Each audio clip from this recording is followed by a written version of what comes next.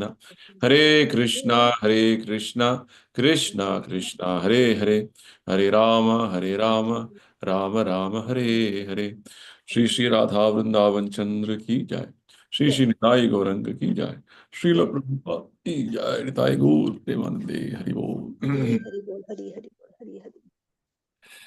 So today we're going to continue our discussion on the topic we have been discussing last session. So last session we were discussing on a very interesting topic known as entering the spiritual world. Right. So this is a lecture Prabhupada has delivered in 1966 in San Francisco. So very interesting one, which Prabhupada is giving us throwing light on what is spiritual world and what is the situation right now, what is the aim of human life, so many wonderful things like that. So we'll continue our discussions, and all these discussions are happening by the inspiration of His Divine Grace, Prabhupada, who has mercifully blessed us to understand these very intricate subject matters on spiritual knowledge. Otherwise, we'd have been lost in this whole cosmos in a different way as a speck. At least we are able to realize what we are, how we should move forward. Right? So that very wonderful care, hand-holding Prabhupada is doing for us, that all of us can move forward in our journey of spiritual life. So offering our gratitude to Prabhupada, let's move forward with the discussions. So in the previous session, just to catch up with what we are discussing, we have discussed some few points. We'll just quickly have a recap of them. Prabhupada said, spiritual sky is beyond this material sky. Actually, if you look above you, there's a sky. This is called material sky, actually. And beyond this material sky, there's so many other planets, other universes within this. Give a simple example. A small ant in our house. If it starts thinking the place, the specific room which it is staying is everything, that is foolishness. You have such a big house, you have so many rooms in the house, and like this there are so many houses in that whole colony, and like that there are so many colonies in that whole area, and that whole place. Like that, it's huge. So for ant, it is very insignificant with regard to its level of comprehension. It may just think, oh, this is what my world is. So we are also in that way right now, very much in a very limited sphere of understanding with regard to what we are, where we are. Right? This is the problem. So Krishna gives us a wonderful hint with regard to we are in a very insignificant part of this material world, which is like a dust in the entire cosmic scale. Whereas there's a huge material world, and beyond this there is spiritual world. This is the understanding Krishna gives us. This opens up the whole new perspective about what is this world around us. So there's a spiritual sky beyond material sky. And spiritual world, the scriptures tell, is that it is 3/4 of the total manifestation. Material world is called 1/4 of the manifestation, which means even what is 1/4 manifestation, we are not able to comprehend. It is beyond our conception, beyond our limited understanding. And when it comes to spiritual world, it is much huge. We cannot even have any idea of what it is. Prabhupada in one place he says, even to move to the other, travel to one of the farthest planets in this material world, it will take 40 million years in the most up-to-date spaceship. Just imagine how huge this material world itself is. So these are all facts as described in the scriptures, that spiritual world is 3/4 of the total manifestation.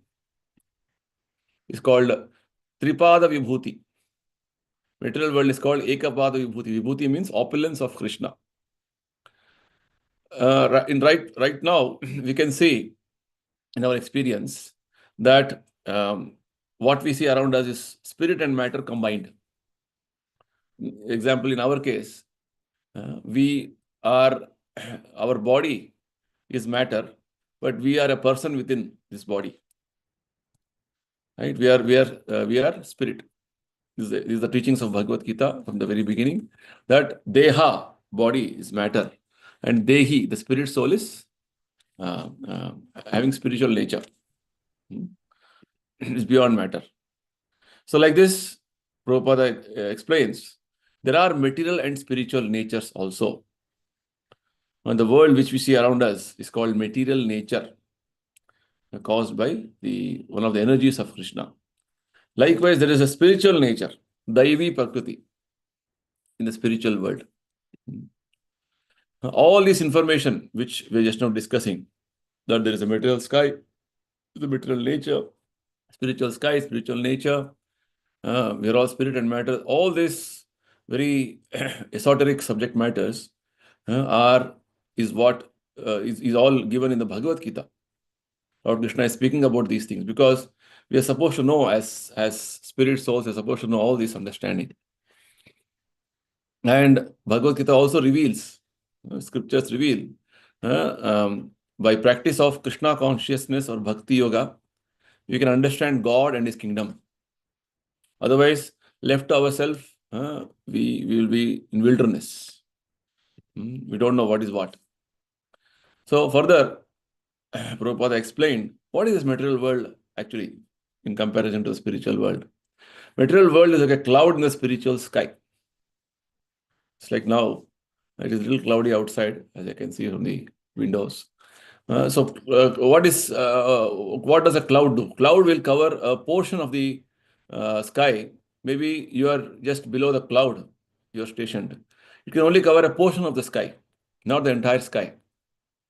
As soon as the cloud clears, what happens? Again, you can see the vast sky and the sun, bright sun.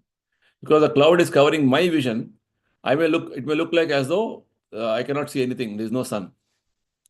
Right? So that is my vision, limited vision. But the cloud cannot cover the entire sky. It can cover a limited area. So the material world is likewise a cloud in the spiritual sky. It's only an insignificant portion of the creation of the Lord. One more important information which Krishna gives in Bhagavad Gita is that this material world is created, it stays for some time, and it is destroyed. Srishti, Sthiti, Laya. Whereas spiritual world is ever existing. It is Sanatana. It doesn't come under the laws of destruction or laws of this material world. It is beyond that. It is ever existing. Right? So this much we have understood. Let's move forward from here. Further, Prabhupada gives some references of descriptions of the spiritual world as given in the various authentic scriptures. There are many volumes of Vedic literature containing information about the material sky and the spiritual sky. Right? We're not simply talking some mythology or something which is imagination or speculation. No. They're all facts as given in the scriptures. Scriptures means authentic understanding, Vedic understanding. It is coming down in the disciplic succession from Krishna himself. It's authentic knowledge passed down from authorities. Right? It is not something which is speculated or manipulated or imagined. They are all facts. So there are volumes of literatures, Vedic literatures, which is giving us this information about material sky and spiritual sky. In the second canto of Srimad Bhagavatam, we find a description of the spiritual sky, what its nature is, what kind of people live there, what their features are, everything. So it's a wonderful piece of information, which is giving us a understanding that spiritual world or world beyond this world is not vacant, or not it is only light, or there are no people beyond here, beyond this world. Wrong. In fact, every planet within this universe also is inhabited by living entities. And the living entities will have appropriate bodies. It's like we have earthly body as prominent feature in our existence. There are planets, sun planet, where the living entities will have a fiery body. The prominent element in their body will be fire, because of which they are able to sustain the fire, heat. Because sun is so bright and so illuminating. It's fiery actually. So the living entities in that body, in that planet, will have fiery body. Because very clearly Bhagavad Gita, Lord Krishna explains to us that soul cannot be cut to pieces. Soul cannot be burned by fire. Achedyoyam adakyoyam. Right? Like this, Krishna goes on to explain the nature of the soul. Soul is immutable. Soul is, fireproof. Soul is insoluble. Soul is weatherproof actually. Any weather conditions cannot affect the soul. So soul will get appropriate body in appropriate place to sustain there. So every living entity, every planet is inhabited by living entities, and like this, even the spiritual world is full of living entities, atmas. Right? This is what Bhagavatam explains to us. What is their nature? What kind of people live there in spiritual world? What are their features? Everything is explained in spiritual world in the Bhagavatam. We even get information that in the spiritual sky there are spiritual airplanes. In the material world, we have airplanes which is run by some specific fuel, right? Aeronautic fuels. Whereas in spiritual world, there are airplanes which is not run by any material fuel. It's all run by yogic shaktis, mystic powers, right? The living entities there are liberated, and when they fly in their airplanes, they look as beautiful as lightning. These are all descriptions in the second canto of Bhagavatam. Right? So the living entities in spiritual world are all liberated. Liberated meaning they are not subject to the conditions of the material world. Material world conditions are what? We are forced to go through the cycle of birth, death, old age, disease. Everybody. Whereas spiritual world, there is no birth, there is no death, there is no old age. We are forced to go through many tribulations in the material world. Such tribulations are not there in the spiritual world. It is Vigata Kuntha, Vaikuntha. Spiritual world is Vaikuntha, which means no anxiety is there. It is ever existing. It is full of knowledge and full of bliss. World is very exciting. Whereas material world, it is not going to stay forever. We just saw how disastrous it is. Just a couple of days back, big earthquake in the South Asian countries. So like this, it is disastrous. It is not permanent. Whatever you do, what arrangements you do, is not going to stay forever. It is very miserable. And we are not aware of the many aspects of this material world. Mostly we don't have, most of the things we don't know. What we know is very less. That's how our situation right now is. So, whereas the spiritual world is completely contrary to this, what we are right now here. And they have airplanes, which is as beautiful as lightning. Living entities are all liberated. Whereas the living entities in the material world are called conditioned. So further Prabhupada says, just because you don't understand what is fact, it doesn't mean the reality can be vanquished. Other reality means it's going to stay forever. Spiritual world's existence is permanent. It is forever. Whereas material world is temporary. It's not going to last. It's not going to endure. So Prabhupada explains. So everything in the spiritual world is substantial and original. Very wonderful point Prabhupada is making. Which means it has substance. And it is true. It's factual. Original means factual. This material world is only an imitation. Whatever we see in this material world is all imitation, shadow. This piece of information may be sort of coming as a shock for many of us, because we are assuming or thinking, or we have been brought up in that understanding that this material world is real. I can see, I can feel, right? I can interact with people. I can see the trees. I can see the mountains. I can see animals. What is what you why you're saying it is imagination? We'll understand this as we move forward in our presentation, right? So at least let us accept this. Let's take this fact now. Spiritual world, everything is substantial and original. Material world is only an imitation. It's a reflection. One more word used. Perverted reflection. It's like a tree on the bank of a river or a pond. The reflection looks like as though it is tree is standing upside down, but it is only reflection, right? Whereas the original tree is on the bank. A child sometimes is very much crying that I want moon in the sky. So what does mother do?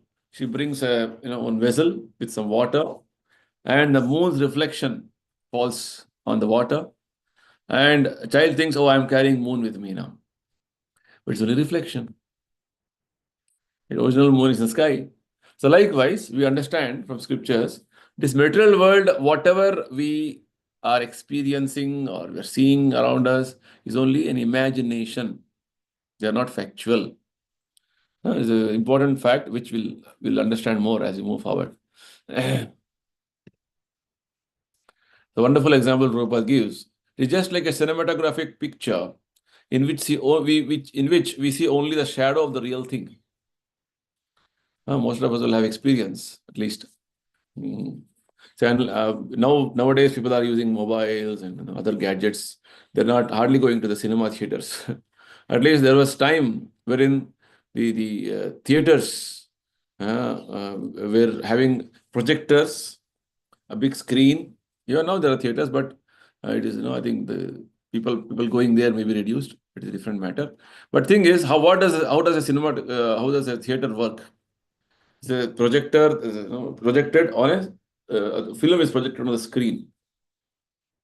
Actually, before the film projection happens, there is projector and there is screen, which are all existing. But when the cinema begins, which means there is some reel in that say projector. Earlier, now it is a little modern way. Whatever it is, the system is so from a particular projector, it is projected. Light is projected, and that light patches are looking like as though there are people acting, people moving around, people talking, because something which has been recorded is being projected. But actually, on the screen there are no real people, right? It is only light patches. Sometimes when our television goes for a sixer, which is not working properly, you can see some patches, light patches. So likewise, actually, whatever you see as something which is moving is all light patches only. But we have mapped in our mind, oh, this is hero, this is heroine, this is villain, this is the plot here, this is what is happening. So everything is going on in our mind. Right? It's imagination. Likewise, scriptures say this material world is like a film. But in this film, it is interactive. Whereas in the film you see in the theaters, it's not interactive. Whatever is projected, you have to simply be part of that. Or you identify with the characters there. In the cinematographic situation of the material world in which we are living, here there is interaction, just like there are modern day video games. Interactive, right? You can move that particular instrument or vehicle the way you want to turn, wherever you want to shoot, you can shoot. It's interactive.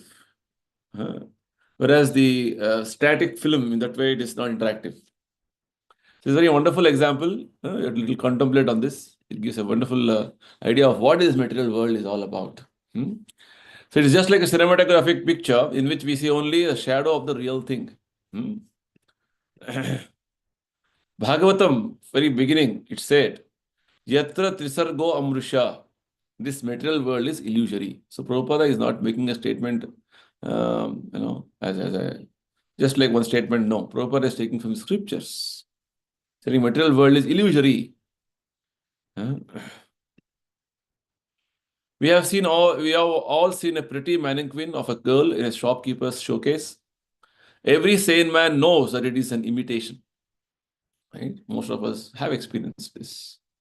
Right? Maybe if you're passing through a mall or something, so many mannequins, well dressed, looks as though real some person is standing, but no, it's an imitation.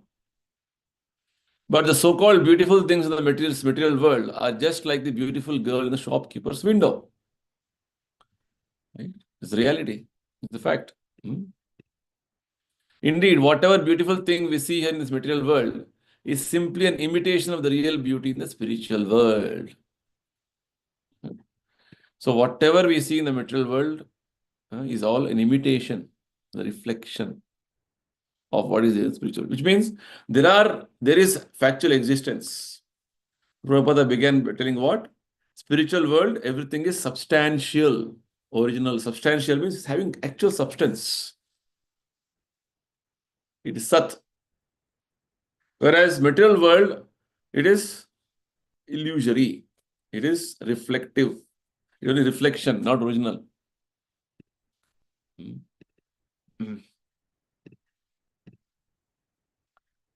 There's a comment by one of the acharyas, Sridhara Swami, he says, Yad satyataya mithya sargopi satyavat pratiyate.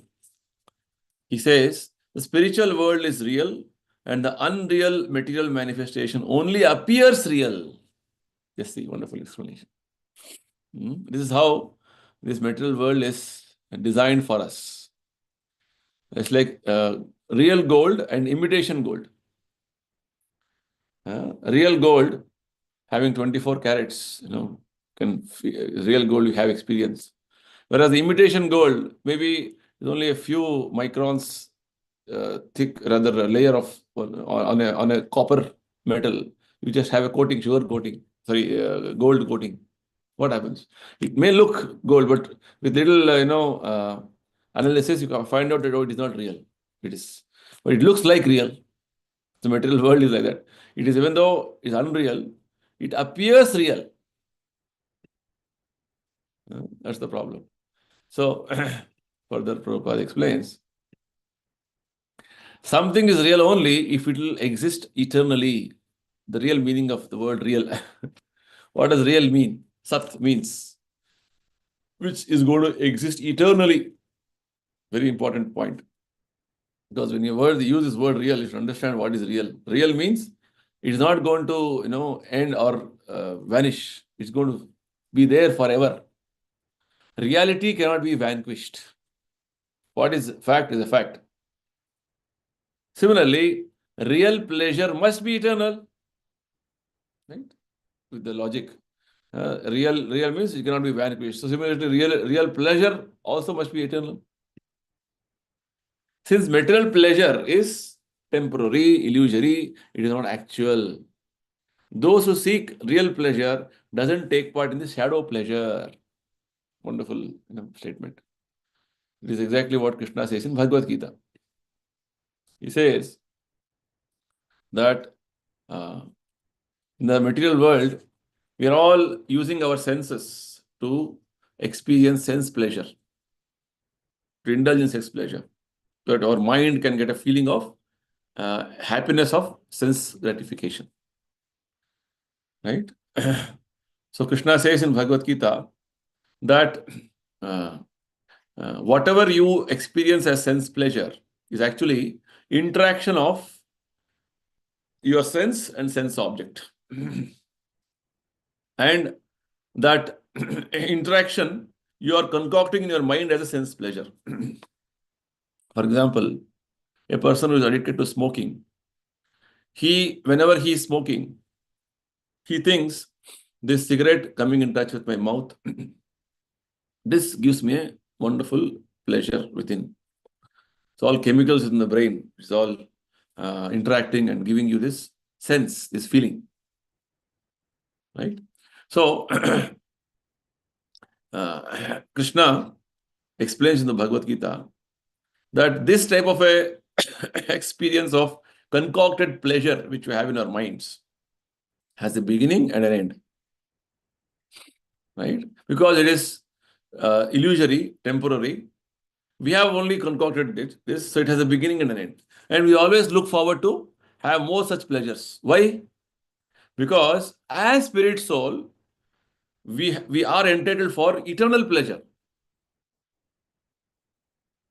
Krishna says, "Yi samsparsha jab hoga dukh yonya evate adi antavanta kaunteya natesh ramate buddha." Intelligent people who know the nature of this material world and the type of experiences we have in the material world, the pleasures, what we're experiencing as concocted pleasures, they don't take any interest in this illusory temporary pleasures. Because these pleasures have a beginning and an end, and they are very entangling. Whereas we have information in the Bhagavad Gita that there is actually existence of real pleasure, which Atma is hankering to experience it. Real pleasure means it will not be vanished. It's going to be there forever. Ramante yogino anante satyanande chidatmani. This is a statement in Padma Purana. That happiness which is going to last eternally in association with the Supreme Lord. Ramante yogino anante. Yogis, the transcendentalists are experiencing ananta ananda. Satyanande chidatmani. Iti Rama Padena. So that's why the name Rama means who is giving you eternal pleasure. Right? So like this, very wonderful. When Prabhupada is making some statements here in this presentation, it is having a lot of philosophical understanding and scriptural background when Prabhupada is talking all these things. They strive for the real eternal pleasure of Krishna consciousness. And who is striving? The devotees are trying. The devotees who want to maintain the Krishna consciousness, they are striving for the real eternal pleasure of Krishna consciousness. So now Prabhupada explains. So what is this material world and spiritual world actually? Krishna says, Prabhupada had quoted one verse, the previous session we had understood. Yasa sarveshu bhuteshu nashyasuna vinashyati. When everything in the material world is annihilated, that spiritual nature will remain eternally. This is a statement Krishna is making in the Bhagavad Gita. Right? There is a spiritual world which is eternal. It's not going to have any such loss which we are all subjected to in the material world. And further information is that when everything in the material world is destroyed, whatever you see, it has a date of destruction also. One fine day, everything will be over. Right? It is a specific periodical way of destruction happens. So all this is described in Bhagavad Gita and other scriptures. So when the material world goes through a flux of destruction, creation, maintenance, whereas spiritual world is not affected by these things. That is the difference. Right? Spiritual world is always transcendental and it is not affected by this flux of different changes which the material world is going through. The aim of human life is to reach that spiritual sky. Why? Because as spirit souls, we have a natural hankering for eternal life. We have a natural hankering for a blissful, all-knowing life. Right? Whereas the material world, it is contrary. It is a life full of miseries. It's a temporary life. And we're so ignorant about what's happening with us. Right? So the aim is always towards Satchidananda, eternal existence, permanent existence, full of knowledge, full of bliss. So the spiritual sky is what it is, this is the nature of spiritual sky. So the aim of human life is to reach that spiritual sky. That's the whole Vedic, direction given to us. Tamasima jyotirgamaya, mrutyoma amrutam gamaya. But people do not know the reality of the spiritual sky. That's the problem. People don't have any understanding of, there is a spiritual sky, there is a world like that. Prabhupada very nicely explains in one context, in a lecture, how there are Arya Samajis. Arya Samajis means they have gone, they are drifted themselves from the Vedic culture, and they have their own concocted way of understanding things. Right? For them, there is no person God. There must be some power, and they are very much busy in doing some havans and yagnas. So when Prabhupada was in India, is before he went to America, it's 1950s.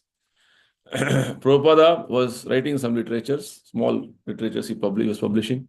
So one of the literature is called Easy Journey to Other Planets, small booklet. So he used to write and he used to also post those booklets to prominent people in society. So he took those, some of the printed, material what he had, books, to the post office for posting it. The postmaster was asking, "Oh, this title, Easy Journey to Other Planets, looks very interesting." Right? So which means you go there and you're going to come back again.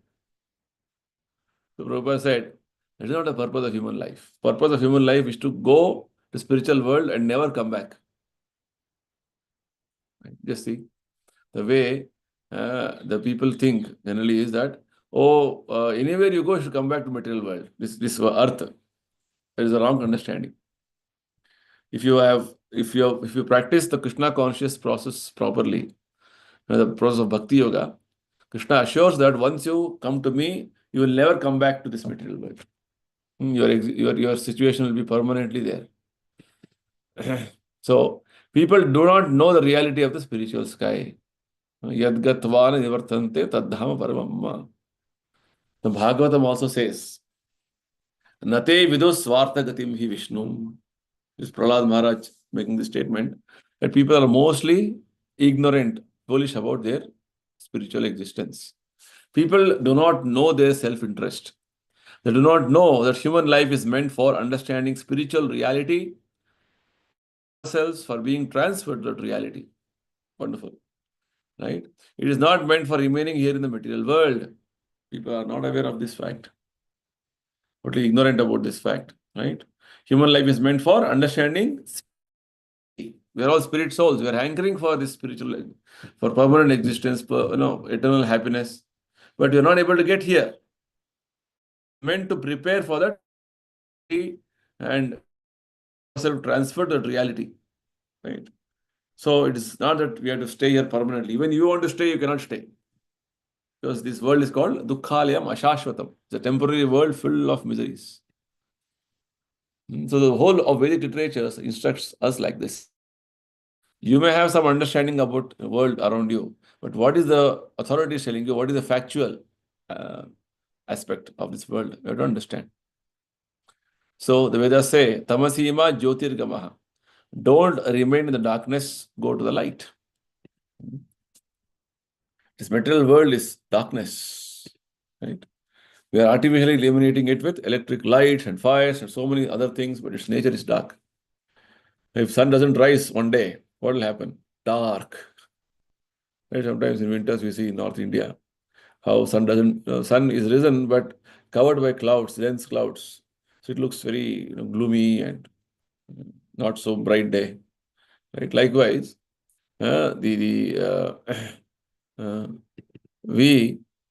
you don't have this source of sunlight, sun is not illuminating on this planet, or there is no, we don't have any other facilities of electricity or fire. This world is actually dark. Tamo Jagat.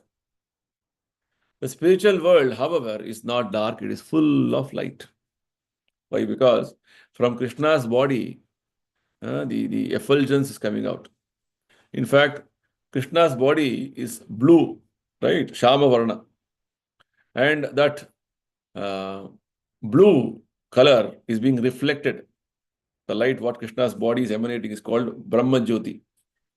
That same blue light, what we are seeing around us. If you see the sky, what it is? It's blue, no? Why it is blue? Any reason? Reason is this. Krishna's body is blue, Shama Varna, dark blue. Actually, it's called Shama Varna. So that light, what is coming out from Krishna's body is reflected as blue here. In fact, the sun and the moon, all the planets, what we see, which are illuminating this whole universe, they are reflecting the light from Krishna's body. Source is Krishna. Okay.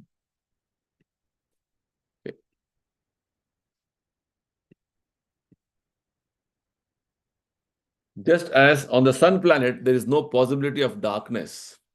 So there is no possibility of darkness in the spiritual world, because every planet there is self-illuminated. Very wonderful understanding, right?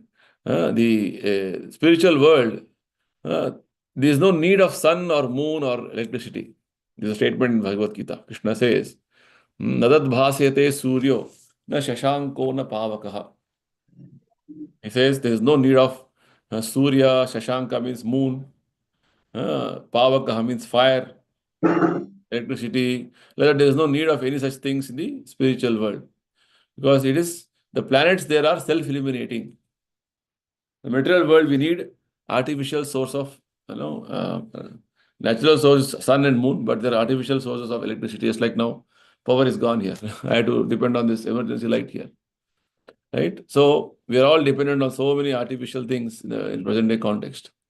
There's no power, then you have to run a DG, a generator, like this. We're all dependent on so many aspects.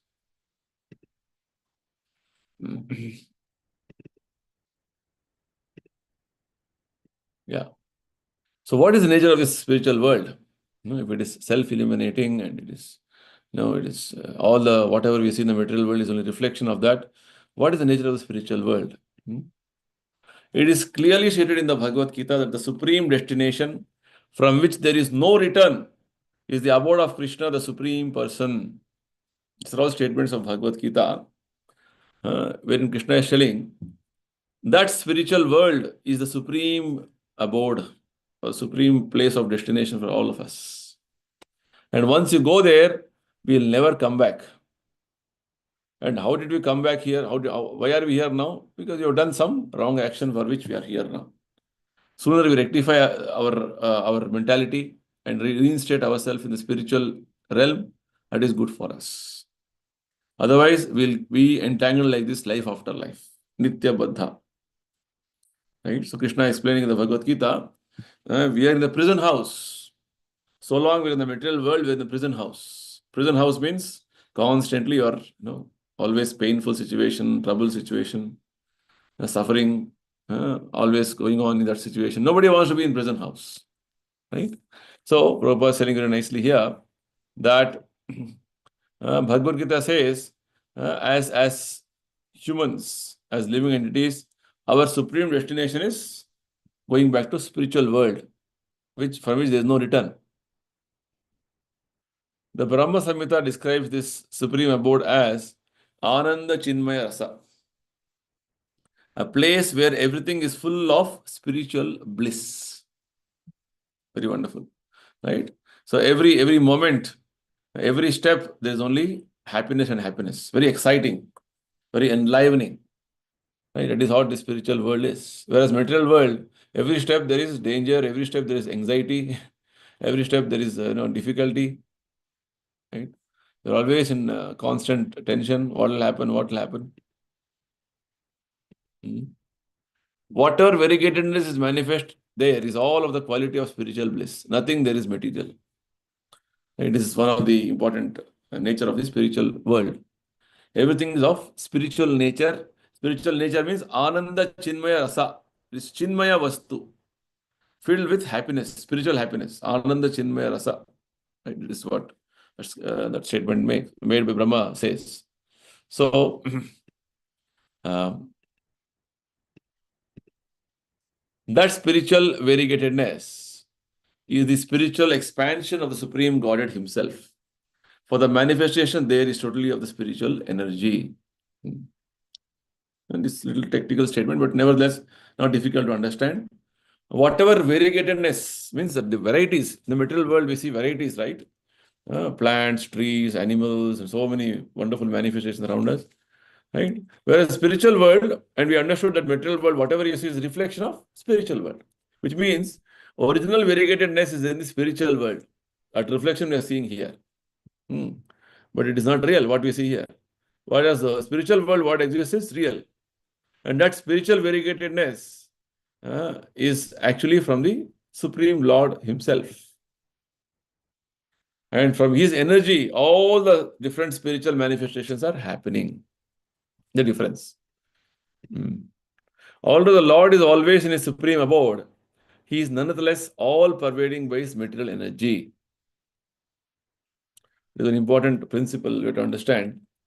It's like I am here in Vrindavan now. You may have Mr. Maniji is in Chennai, right? I cannot say I'm in Chennai personally, no. Whereas with Krishna, He is in Vrindavana, He is also here. That is His omnipotence, all-pervasive, all-powerful nature of Krishna. He can simultaneously be in His abode, and also He can simultaneously be every nook and corner of His creation. That is His omnipotence. That is His special feature. Right. So, although the Lord is always in His supreme abode, He is all-pervading by His material energy. This is the understanding. Spiritual and material energies, He is present everywhere in both the material and spiritual universes. Right. Krishna says in Bhagavad Gita, Maya tatam idam sarvam jagadam vyaktam murtina. I am all-pervading. I am everywhere by my spiritual energies. As Krishna goes on to say. In Bhagavad Gita, the words Yani Bhutani indicate that everything is sustained, whatever it be, spiritual or material energy. So Lord is very merciful to living entities. And Krishna says in Bhagavad Gita, Maya tatam idam sarvam jagadavyakta murtina yasthani matsthani. Right?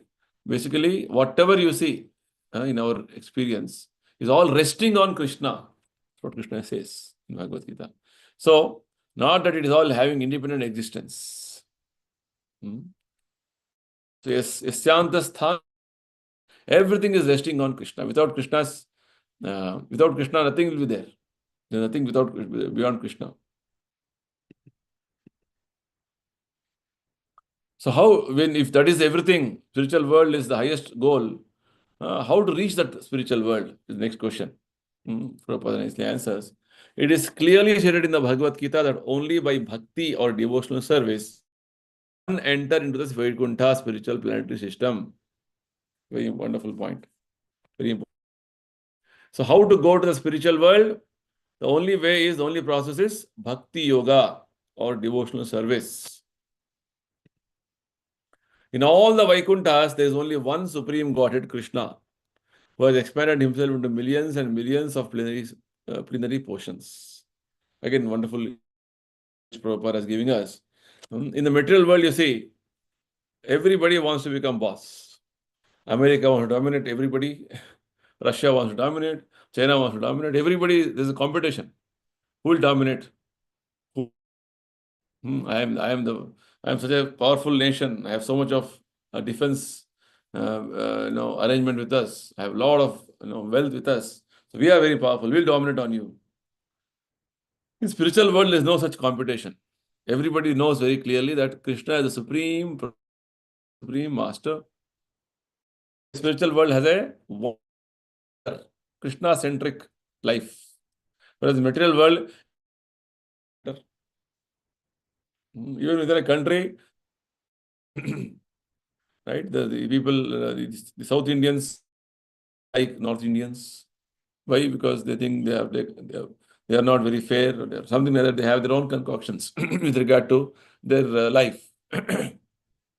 So, important point here is that in the Vaikuntha spiritual world, the one center is Krishna. Material world, there are multiple centers. Everybody wants to become center of attraction. That's why there is so much of clash and fight and misunderstanding. And this one Krishna has expanded himself into millions and millions of forms within the portions they are called. These plenary portions are four-armed and they preside over innumerable spiritual planets. Plenary portion means, in Sanskrit it is called Swamsha, means Krishna expands, has various expansions, and each expansion is as powerful as Krishna only. But functionally, they'll only manifest as much opulence or as much powers required for a specific role. Just like when Krishna is incarnating as Paramatma, Paramatma is as powerful as Krishna only, Super Soul, which is staying in our hearts. But he will display and he will manifest that much qualities which is essential for that role. That's all. Otherwise, Paramatma is all powerful, like Krishna only. It's called Swamsha. Vishnu Tattva they are called. Right? Very important understanding. So Prabhupada says that these plenary expansions are four-armed and they preside over innumerable spiritual planets.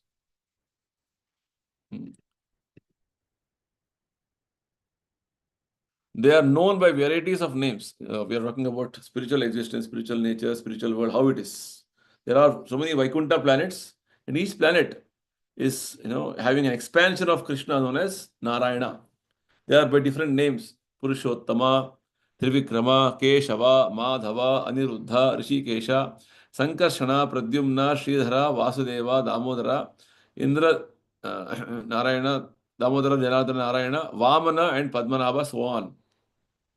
So, these various expansions of Krishna in the spiritual world are having different names and different specific functions. And you see, all of the Narayana forms in the Vaikuntha world have these four items: Shanka, Chakra, Gada, Padma. The conch, the disc, then mace, and lotus flower. Right?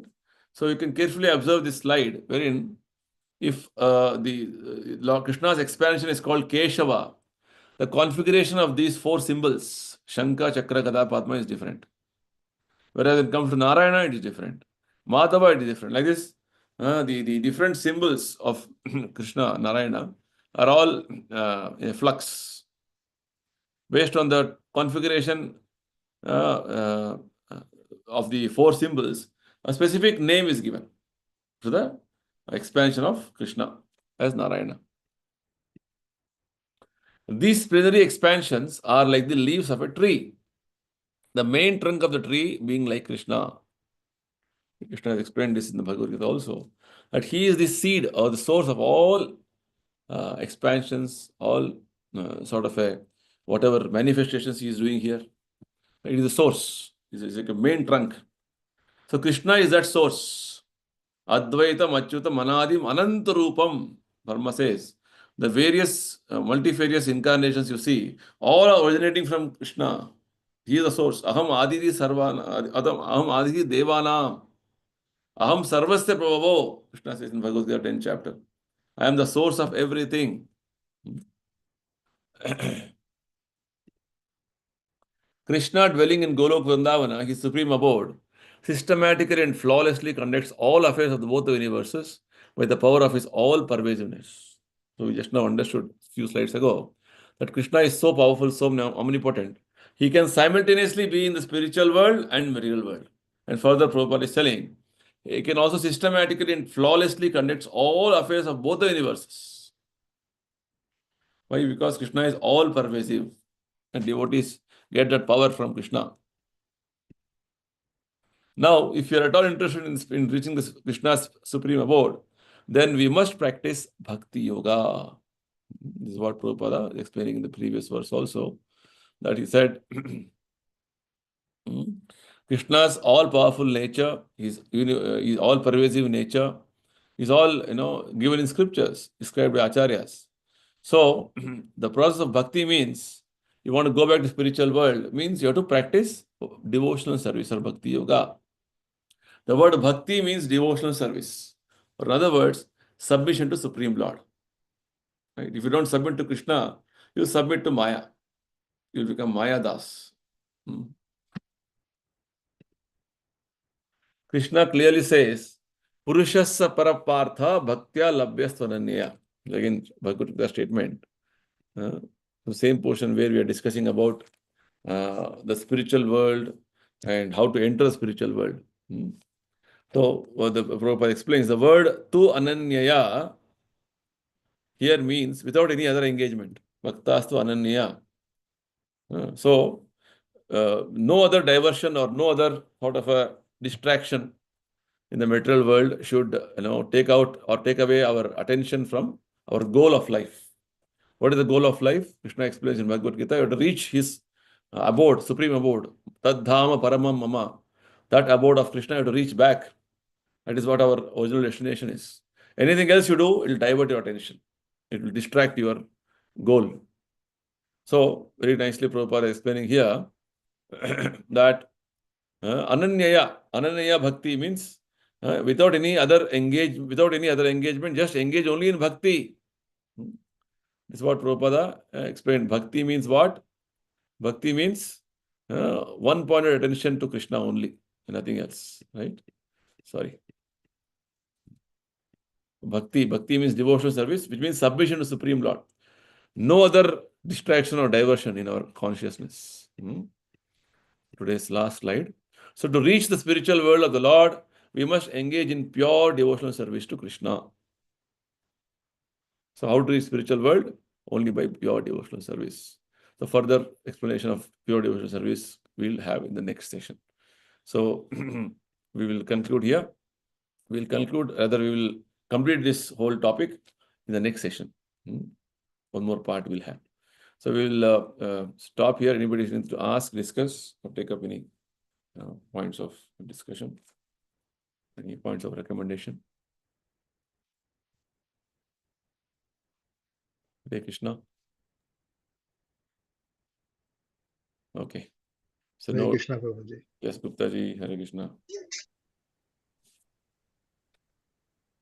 No, whatever we learned is very interesting. Yeah. That whole understanding of this world being illusory and the cinematographic example is a wonderful example.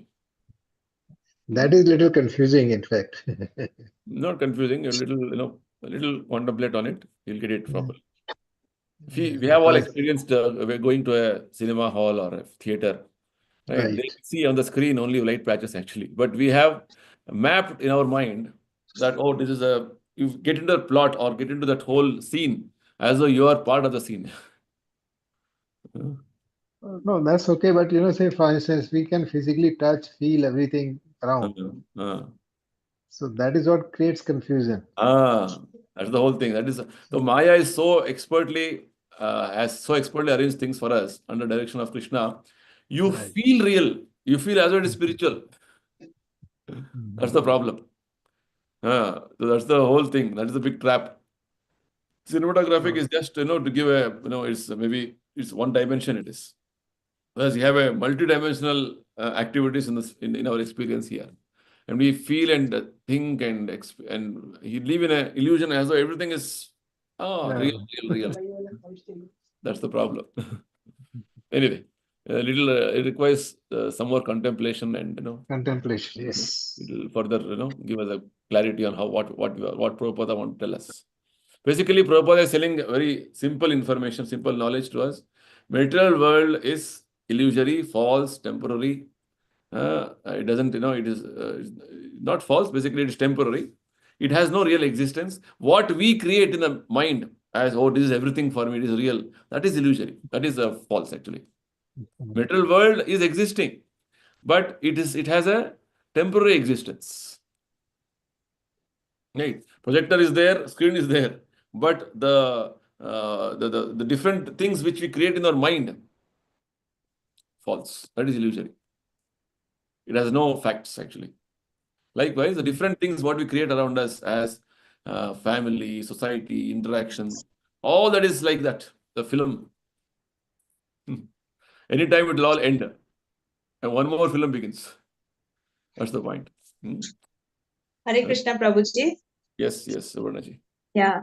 So, Prabhuji, like other day I was in a different a discussion. So there it was being explained like that in our dream also, if we get the dream of being chased by a tiger or something, like any kind of dream.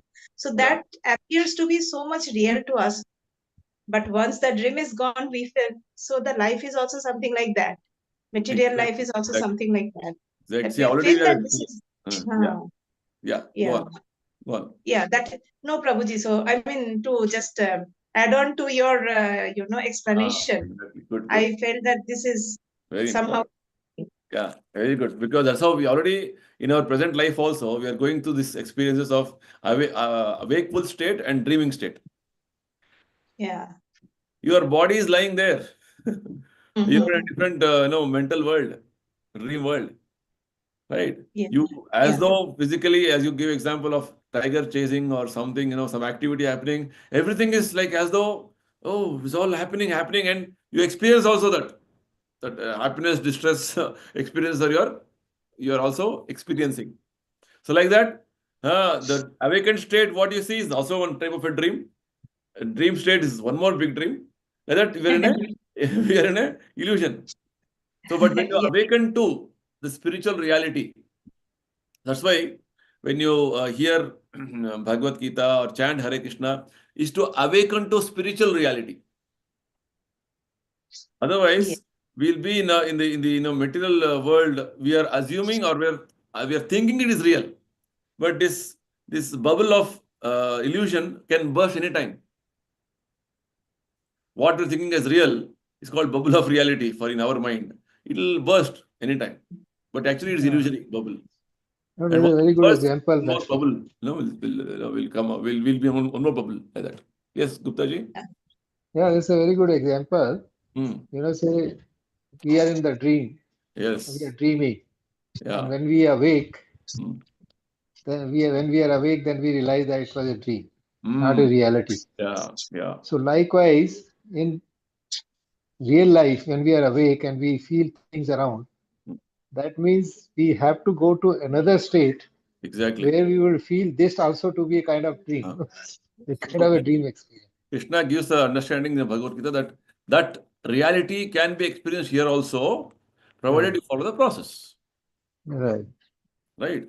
So the material world is having existence, it has a factual existence, but it is not permanent existence. So this material world is created for us to get to that reality, actual reality of spiritual world. right.